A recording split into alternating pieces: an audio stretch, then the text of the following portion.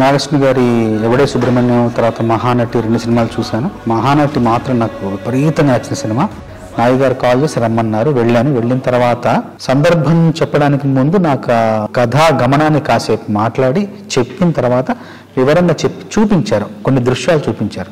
ఆ ఊరిని చూపిస్తూ కాశీలో జరిగే పరిణామాలు కావచ్చు, జరిగే మార్పులు కావచ్చు, జరిగే ఆ జీవన విధానాన్ని అంతా కళ్ళగట్టినట్టు చూపించారు. నాయి గారు కూడా స్పష్టంగా చెప్పారు ఏం కావాలి, ఆ సందర్భం యొక్క ఉద్దేశం ఏంటి, ఆ సందర్భంలో తను ఏం చెప్పాలనుకున్నారని చాలా స్పష్టంగా చెప్పారు. చెప్పిన తర్వాత నేను ఆ దృశ్యాన్ని మనసులో పెట్టుకుని వెళ్ళాను. వెళ్ళి ఒక 3 రోజులు శ్రమించి ఆ మొదటి 3 వాక్యాలు ఏదైతే క్లిష్టంగా ఉన్నాయో అది కేవలం ఒక గంట సమయంలో మొత్తం రాసేసి, మిగతా పాట ఇంకొక అరగంటలో రాసేసి మొత్తం 1.5-2 గంటల పాట మొత్తం పూర్తి చేశాను. ఆయన వెళ్ళి కలిసి పాట వినిపించాను.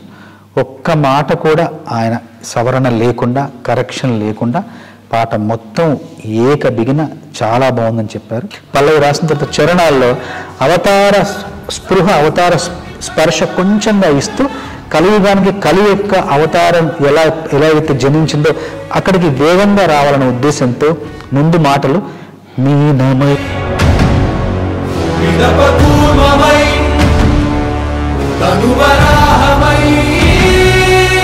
మనకు సాయమై ఎన్నో అద్భుతాలు సృష్టించి మనం పుట్టినప్పటి నుండి చూడలేని, నా జీవితంలో నేను పుట్టినప్పటి నుండి నేను సినిమాల్లో చూడలేని ఎన్నో అద్భుతాలు, ఎన్నో విచిత్రాలు ఈ సినిమాలో చూసే అవకాశం ఈ సినిమా ద్వారా నాకు లభించింది. నాకింత గొప్ప అవకాశాన్ని ఇచ్చిన నాగి గారికి, స్వప్న గారికి, దత్ గారికి మనస్ఫూర్తిగా ధన్యవాదాలు తెలియజేస్తాను.